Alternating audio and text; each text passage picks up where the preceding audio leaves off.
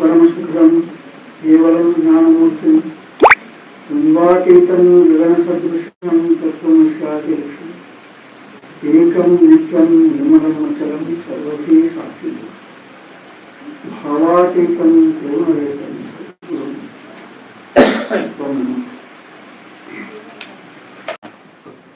ಅನಾದಿಯಿಂದ ಭೂಮಿಯ ಮೇಲೆ ಅವತರಿಸಿದಂಥ ಸಕಲ ಸಾಧು ಸಂತರನ್ನು, ಶರಣರನ್ನು, ದಾಸರನ್ನು, ಅನುಭಾವಿಗಳನ್ನು, ದಾರ್ಶನಿಕರನ್ನು ಹೃದಯ ಮಂದಿರದಲ್ಲಿ ಧ್ಯಾನಿಸುತ್ತ ಇಲ್ಲಿಯವರೆಗೆ ತಮ್ಮ ಪ್ರವಚನದ ನುಡಿಮುತ್ತುಗಳನ್ನು ಸುರಿಸಿ ನಮ್ಮನ್ನೆಲ್ಲರನ್ನು ತನ್ಮಯಗೊಳಿಸಿದ ಸತ್ಪುರುಷರಿಗೂ ಅನಂತ ವಂದನೆಗಳನ್ನು ಅರ್ಪಿಸುತ್ತಾರೆ. ದೇವಸ್ವರೂಪಿಗಳಾದ ತಮ್ಮೆಲ್ಲರ ವಂದನೆಗಳು.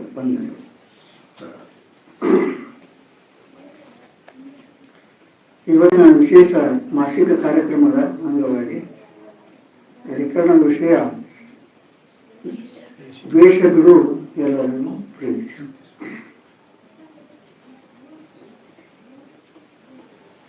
ದ್ವೇಷ ಸಾಮಾನ್ಯವಾಗಿ ಯಾವ ಕಾರಣದಿಂದ ಬರ್ತದೆ?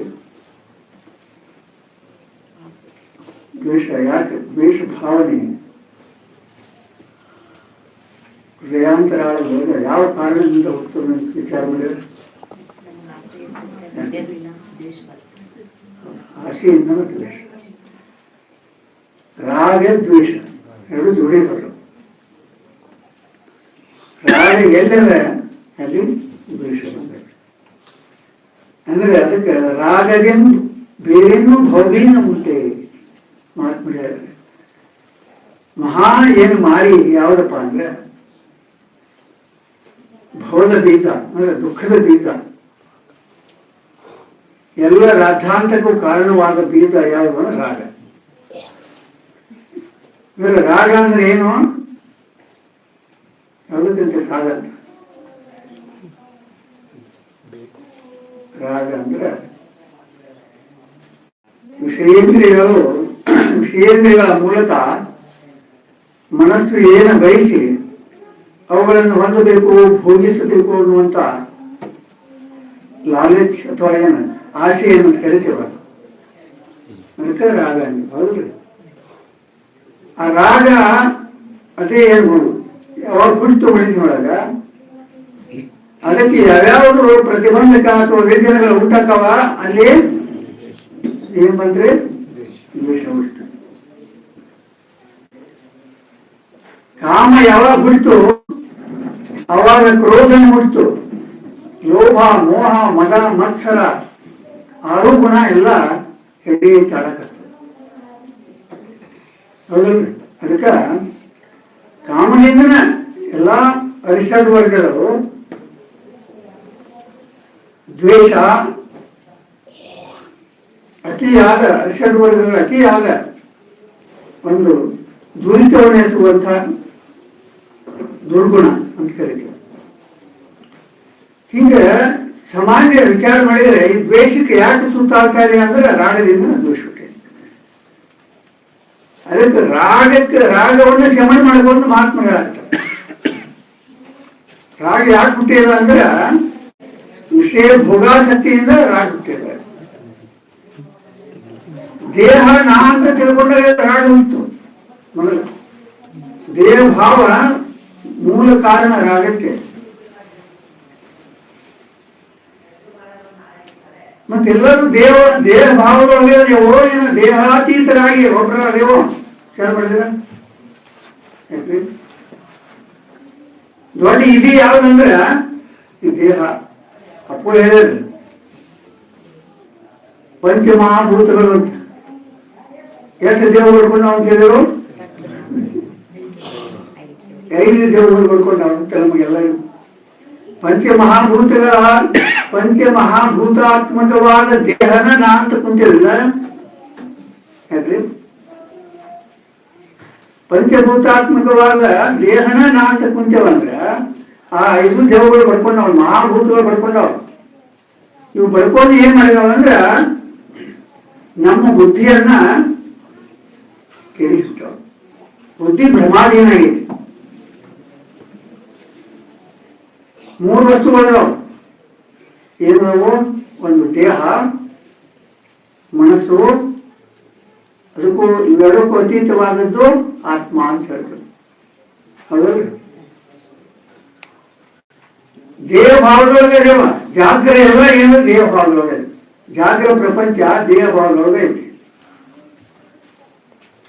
ದೇಹ ಭಾವವನ್ನ ದೇಹವೇ ನಾ ಅಂತ ತಿಳ್ಕೊಂಡದ್ದು ಯಾವುದು? ಅಲ್ಲ ಮನಸ್ಸು ಅಲ್ಲೇ. ದೇಹ ಭಾವದೊಳಗೆ ಬಂತು ಅಂದ್ರೆ ಮನಸ್ಸು ದೇವ ಪ್ರಪಂಚ ಅಂತ, ದೇವ ಪ್ರಪಂಚ. ದೇಹ ಭಾವವನ್ನು ಬಿಟ್ಟು ಆತ್ಮ ಭಾವದೊಳಗೆ ಹೋದ್ರೆ ಇದೇ ಮನಸ್ಸು ಆತ್ಮ ಭಾವದೊಳಗೆ ಕರಗತ್ತಾದ್ರೆ ದೇವ್ರು ಬಿಟ್ಟು ದೇವ್ರು ಪಡ್ಕೊಂಡು, ದೇವರದು ದೇವ್ರು ಪಡ್ಕೊಳ್ಳಿಲ್ಲ, ನಾವೇ ದೇವರದು. ನಡುವೆ ಏಜೆಂಟ್ ಅದ ನೋಡ್ರಿ ಮನಸ್ಸು ಅನ್ನೋದ. ಈ ಏಜೆಂಟ್ ಬಹಳ ಗದ್ದಾಯಿಸಿ ಈ ಕಡೆ ಸೇರಿತು, ದೇಹ ಭಾವದ ಕಡೆ ಸೇರಿತು, ಎಲ್ಲ ಅಲ್ಲೋಲ್ ಕಲ್ಲೋಲ್ ಮಾಡಿ ಜಗತ್ತು ಅಲ್ಲೋಲ್ ಕಲ್ಲೋಲ್ ಆಗತ್ತೈತಿ. ದೇಹ ಭಾವದೊಳಗೆ ಆಗತ್ತೆ. ದೇಹ ಭಾವ ಬಂತು ಅಂದ್ರೆ ವಿಷಯ ಎಲ್ಲ ನಮ್ದು ಆಗ್ಬೇಕು, ನನಗಿರ್ಬೇಕು. ಅದಕ್ಕೆ ಯಾರು ವಿಜ್ಞಾನ ಹಾಕ್ತಾರೆ ಅವ್ರ ಮೇಲೆ ಯುದ್ಧ ಮಾಡೋದು ಬಂತು. ನಾನಿಂದ ಮಹಾತ್ಮ ಹೃದಯಾಗಿ ನಮಗ ಎಲ್ಲ ಬೋಧ ಮಾಡ್ತಾನೆ ಬಂದ್ರು. ಏನ್ ಬೋಧ ಮಾಡ್ತಾ ಬಂದ್ರು? ನೀನು ದೇವ ಸ್ವರೂಪನ ಐತಿ, ಆತ್ಮ ಸ್ವರೂಪನ ಐತಿ. ದೇಹ ಭಾವಗಳಿಗೆ ದುಃಖದ ಕೇಳು, ಆತ್ಮ ಭಾವದೊಳಗೆ ಕರಗತನಾದಾಗ ಆನಂದ ಸ್ವರೂಪನೇ ನೀತಿ ಅಂತ ಎಲ್ಲಾ ಮಹಾತ್ಮರು ಅದನ್ನು ಹೇಳಿದ್ದಾರೆ. ಅನಾದಿಯಿಂದ ಎಲ್ಲಾ ಮಹಾತ್ಮರನ್ನ ಹೇಳಿದ್ದಾರೆ. ಆ ಮಹಾತ್ಮರ ಹೆಸರ ಮೇಲೆ ಅನೇಕ ಪಂಗಡಗಳನ್ನು ಮಾಡ್ಕೊಂಡೇವ. ಮತ್ತೆಲ್ಲರೂ ಏನು ಎಲ್ಲ ದೇವರ, ಎಲ್ಲರೂ ಏನ್ರಿ ದೇವ್ರಿಗೆ ಹೋದವ್ರ, ದೇವ್ರ ಪೂಜೆ ಮಾಡವ್ರ. ಹೌದ್ರಿ? ಎಲ್ಲರೂ ಧರ್ಮವನ್ನು ಹೇಳ್ಕೊಂಡೇವ, ಧರ್ಮಾಂತರನಾಗಿದ್ದೇವೆ. ಧರ್ಮದ ನಿಜವಾದ ತಾತ್ಪರ್ಯವನ್ನ ತಿಳ್ಕೊಳ್ಳೋರು ಬಹುತೇಕ ಇಲ್ಲೇ ಇಲ್ಲ ಸಮಾಜಗಳು. ಜಾತಿ ಮತ ಪಂಥಗಳ ಹೆಸರ ಮೇಲೆ, ಅನೇಕ ಧರ್ಮಗಳ ಹೆಸರ ಮೇಲೆ ಕುಲಾಲ ಯಾಕೆ ಆಗ್ತಾ ಇದೆ? ಇದೇ ರಾಗ ದ್ವೇಷ. ರಾಗ ದ್ವೇಷಗಳನ್ನ ಈ ಎಲ್ಲ ಏನಪ್ಪಾ ಅಂದ್ರೆ ಜಗತ್ತನ್ನ ಎಲ್ಲ ಮುದ್ದೆ ಮಾಡಾಕ್ತಾವ, ಜಗತ್ತನ್ನು ಸರ್ವನಾಶ ಮಾಡಾಕ್ತಾವ. ವಿಚಾರ ಮಾಡಿದ್ರೆ ಅದಕ್ಕೆ ಮಹಾತ್ಮ ಹೇಳ್ತಾರ, ರಾಗದಿನ್ ಬೇವಿನ ಭೋಗೀದ ಮುಂಟೆ. ರಾಗವನ್ನು ಬಿಡು, ದ್ವೇಷ ಹೋಗ್ತದೆ, ದ್ವೇಷ ಶಮನ ಆಗ್ತದೆ. ರಾಗವನ್ನು ಬಿಟ್ಟಾಗ ದ್ವೇಷ ಶಮನ ಆಗ್ತದೆ. ಅದಕ್ಕೆ ಹೇಳ್ತಾರೆ, ಸರಸವೇ ಜನನ, ಸಮರಸವೇ ಜೀವನ, ವಿರಸವೇ ಮರಣ. ಯಾಕಂದ್ರೆ ಪ್ರೇಮವೇ ಜೀವನ, ದ್ವೇಷವೇ ಮರಣ ಅಂತ ಹೇಳ್ಯಾರ. ಮತ್ತು ದ್ವೇಷದಿಂದ ಈಗ ನೋಡಿ ಎಲ್ಲ ಏನಪ್ಪಾ ಅಂದ್ರೆ ಈಗ ನಿಮ್ದು ಜಗತ್ತನ ಸರ್ವನಾಶ ಆಗ್ತಾ ಇದೆ. ವಿಚಾರ ಮಾಡಿದ್ರೆ ಎಲ್ಲ ನೋಡ್ತಾ ಇದ್ದೇವೆ ದ್ವೇಷದಿಂದ. ಮಹಾತ್ಮರು ಪ್ರೇಮದಿಂದ ಜಗತ್ತನ್ನ ಗೆದ್ರು. ಭರತ ವರ್ಷ ಅಂದ್ರೆ ಭರತ ಭೂಮಿ ಒಳಗ ನೋಡ್ರಿ, ಅಹಿಂಸಾ, ಸತ್ಯ, ಅಹಿಂಸೆ, ತ್ಯಾಗ, ಪ್ರೇಮ ಮಾನವನ ಅತಿ ಪ್ರಮುಖವಾದ 4 ಗುಣಗಳಿರ್ತವೆ. ಗಾಂಧಿ ಮಹಾತ್ಮ ಅಂತ ಯಾಕಂದ್ರೆ ಅವ್ರಂದ್ರ ಸತ್ಯವೇ ನನ್ನ ದೇವರು ಅಂತ. Truth is my God, non violence is the means to realise him. ಅಹಿಂಸೆ ಪ್ರೇಮದಿಂದ ಆ ಪರಮಾತ್ಮನಿಂದ ನಾ ಕಾಣಬೇಕಾಗೈತಿ ಅಂತ ಹೇಳಿ ಗಾಂಧಿ. ಮನುಷ್ಯಕ್ಕೆ ಇಷ್ಟ ಅಂದ್ರೆ ಅದನ್ನು ಸಾಧನ ಮಾಡಿದ್ದಕ್ಕೆ ಅವ ಜಗತ್ತ ಮಹಾತ್ಮ ಅಂದ್ಕೊಂಡ.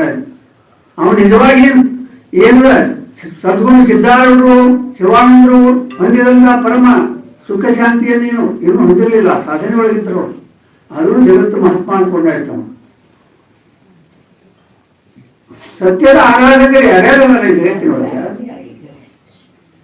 ಅವರು ಪ್ರೇಮವೇ ದೇವರು ಅಂತ ಹೇಳಿದ್ದಾರೆ. ಪ್ರೇಮವೇ ದೇವರು ಅಂತ ಹೇಳಿದ್ದಾರೆ. ಅದಕ್ಕೆ ಸರ್ವ ಜೀವರ ಮನ್ನಿಸಿ ಮುಕ್ತ ಆದ ಮೇಲೆ ಇನ್ನೇನೇನು ಎಲ್ಲ ಜೀವರೊಳಗ ಪರಮಾತ್ಮನನ್ನು ಕಾಣುತ್ತವ್ರು ಹೇಳಿದ್ದಾರೆ. ಮಾತೃವತ್ ಪರಧಾರೇಸು ಯೋಷ್ಠವತ್ ಪರದ್ರವ್ಯೇಸು ಆತ್ಮವತ್ ಸರ್ವಭೂತೇಸು ಯಹ ಪಶ್ಯತಿ ಸಹ ಪಂಡಿತ.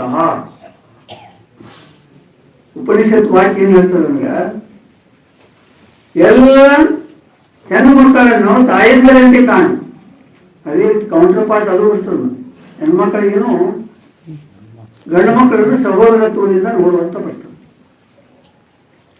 ಇನ್ನೊಬ್ಬರ ವಸ್ತುಗಳನ್ನ ಮಣ್ಣಿನ ಹೆಂಡೆಯಂತೆ ಕಾಣು. ಲೋಷ್ಠವತ್ ಪರದ್ರವ್ಯೇಸು ಅಂದ್ರೆ ತ್ಯಾಗ ಬಂತೆ, ಸ್ವಾರ್ಥ ಅಡಿತು. ಇನ್ನೊಬ್ಬರ ವಸ್ತುಗಳು ಬೇಡ ನನಗೆ, ಇನ್ನೊಬ್ಬರ ವಸ್ತುಗಳು ನನಗೆ ಬೇಡ, ಅನ್ಯಾಯದಿಂದ ಯಾವುದೂ ಬೇಡ, ಕಳಬೇಡ, ಅದನ್ನು ಮೋಸ ಮಾಡಬೇಡ, ಲೂಟಿ ಮಾಡಬೇಡ, ಭ್ರಷ್ಟಾಚಾರ ಮಾಡಬೇಡ, ಮತ್ತೆ ಯಾವುದೂ ಇನ್ನೊಬ್ಬರ ವಸ್ತು ಹಿಡಿಬೇಡ ಅನ್ಯಾಯವಾಗಿ. ಲೋಷ್ಠವತ್ ಪರದ್ರವ್ಯೇಶು ಆತ್ಮವತ್ ಸರ್ವಭೂತೇಶು, ಎಲ್ಲ ಜೀವರನ್ನು ತನ್ನಂತೆ ಮನ್ನಿಸುವಂತಾರ. ಮನ್ನಿಸ್ತೀವಿ ನಾವು. ನಮಗೊಂದು ನೀತಿ ಬೇರೆನ, ನಿಮಗೊಂದು ನೀತಿ ಬೇರೆನ ಅಂದ್ರೆ ಜಗ ಬರ್ತದೋ? ನಾವು ನೀವು ಅಂದ್ರೆ ನಮ್ಮಂಗೆ ನಿಮ್ಮ ಜೀವ ಅಂದ್ರೆ ಜಗ ಬರ್ತದೋ? ಯಾವಾಗ ಬರ್ತದೆ? ಇವತ್ತ ಬಸ್ನಾಗ ಬರತ್ತಿತ್ತು, ಒಬ್ಬ ಹೆಣ್ಮಗಳು ಒಂದೆರಡು ಕೂಸನ್ನ ಇಟ್ಕೊಂಡ ಎರಡು ಸೀಟ್ ಹಿಡ್ಕೊಂಡು ಕುಂತಾರ. ಒಬ್ಬಾಕಿ ಮುದುಕಿ ತುಯ್ಯಾಡತ್ತೈತಿ, ಅದು ಸ್ವಲ್ಪ ಜಗ ಕೊಡೆಯವ್ವ ಅಂತ. ಕೊಡೋಲ್ಲ, ಇನ್ನಟ ಹುಡ್ಕೊಂಡು ಸಹಿಸ್ಕ. ಅವ ಕಂಡಕ್ಟರ್ ಬಂದು ಹೇಳ್ತಾನೆ, ಸ್ವಲ್ಪ ಸರ್ಕೋಟ್ ತಾಯಿ, ಮುದುಕಿ ನಡಗಾಗ್ತತಿ, ಕೊಟ್ಟಿಲ್ಲ ಅವ್ರು. ಕೊಡೋಲ್ಲ. ದೊಡ್ಡ ಜಗಳ ಆಗ್ಬಿಟ್ಟು ಏನು ಗಂಡು ಮಕ್ಕಳು ಬಂದು ಆಕಿನ ಹೇಳೋದು ಉಳಿಯಕಾದ್ರೆ ಇನ್ನು ಉಳಿಯಕಾದ್ರೆ ಫ್ರೀ ಐತಿ ತಿಕ್ಕಿನೂ ಅಮ್ಮನು ಹತ್ತಾಡ್ರಿ ಫ್ರೀ ಐತೆ ಅಂತ ಎಲ್ಲರೂ ಮಹಿಳೆಯರು 80-90 ಮಂದಿ, 10 ಮಂದಿ ನೀವು ರೊಕ್ಕ ಕೊಟ್ಟು ಹತ್ತಬೇಕು, ರೊಕ್ಕ ಕೊಟ್ಟು ಹತ್ತಿ ನಿಂದಿರ್ಬೇಕು.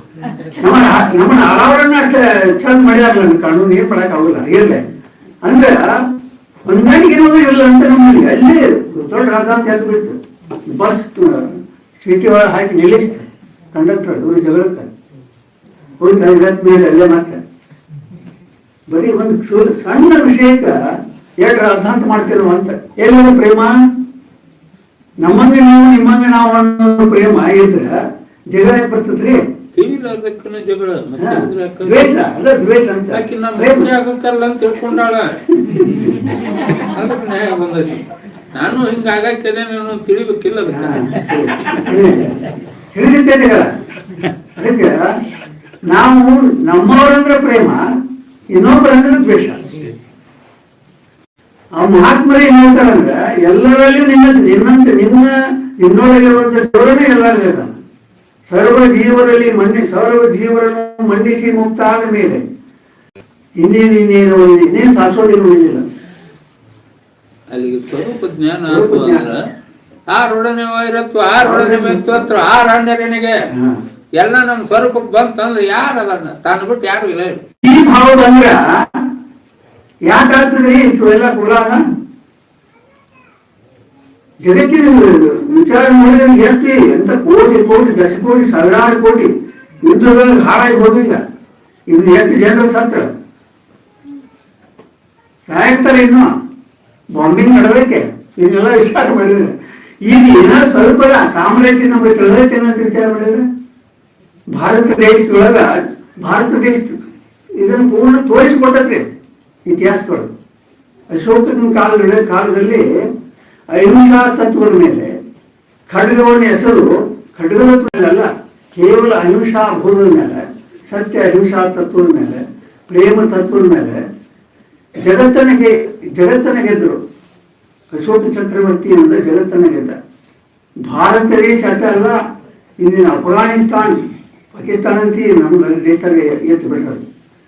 Afghanistan, China, Nepal, Sri Lanka, Indonesia, Thailand 20 ದೇಶಗಳು. 20 ದೇಶಗಳವರೆಗೆ ಭಾರತದ ಒಂದು ಈ ಹಬ್ಬಿತ್ತಂತೆ, ಏನು ಶಾಂತಿ ಮಂತ್ರ ಹಬ್ಬಿತ್ತದು ಈ ತತ್ವ. ಹಿಂಗ ದ್ವೇಷ ಅಸೂಯೆ ಎಂದು ಮಿಗಿಲು ಏನಪ್ಪ ಅಂದ್ರೆ ಎಲ್ಲ ಈ ಇದನ್ನ ತಾಂಡವಾಡಾಗ್ತಾವ ಜಗತ್ತಿನೊಳಗೆ. ಅದಕ್ಕೆ light comes from the East ಅಂತ ಹೇಳಿ ಮೊದಲಿನಿಂದ ಹೇಳ್ಕೊತ ಬಂದಾರೆ. ಬೆಳಕು ಬಂದ್ರೆ ಭಾರತದಿಂದ ಬರ್ಬೇಕು. ಭಾರತದಿಂದನೇ ಬೆಳಕು ಬಂದಿತ್ತು, ಜಗತ್ತಿಗೆ ಗುರುವಾಗಿತ್ತು ಭಾರತ. ಇಂದು ಸಹ ಎಲ್ಲ ಜಗತ್ತು ಯಾವ್ದು ನೋಡಾಕತ್ತಂದ್ರೆ ಭಾರತವನ್ನು ನೋಡ. ಭಾರತದಿಂದ ಏನಾದ್ರು ನಮಗೆ ಸರಿಯಾದ ಮಾರ್ಗದರ್ಶನ ಸಿಗಲಿ ಅಂತ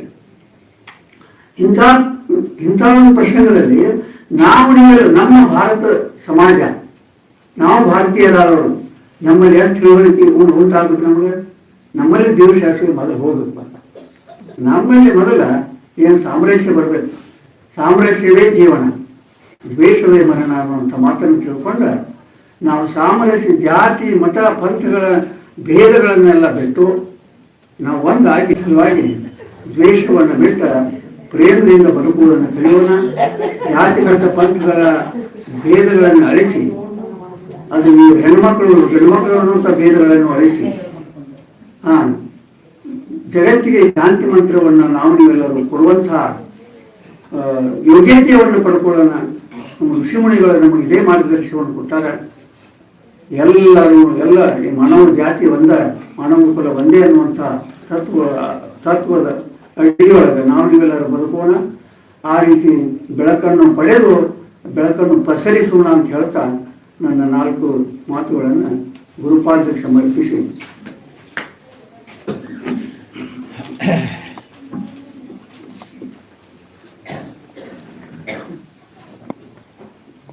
ಜಾಗ ಪ್ರಪಂಚ ದೇಹ ಭಾವ ಇದ್ದಾಗ ಐತಿ. ದೇಹ ಭಾವವನ್ನು ಬಿಟ್ಟು ಆತ್ಮಭಾವದೊಳಗೆ ನಾವಿದ್ವಿ ಅಂತಂದ್ರ ನಾವ ದೇವರಾಗ್ತೀವಿ ಅನ್ನುವಂತಹ ವಿಚಾರವನ್ನ ಕಿರಾಡಿ ಗುರುಗಳು ನಮಗ ತಿಳಿಸ್ಕೊಟ್ರು. ಅವರಿಗೆ ಅತ್ಯಂತ ಧನ್ಯವಾದಗಳನ್ನ ಅರ್ಪಿಸಿ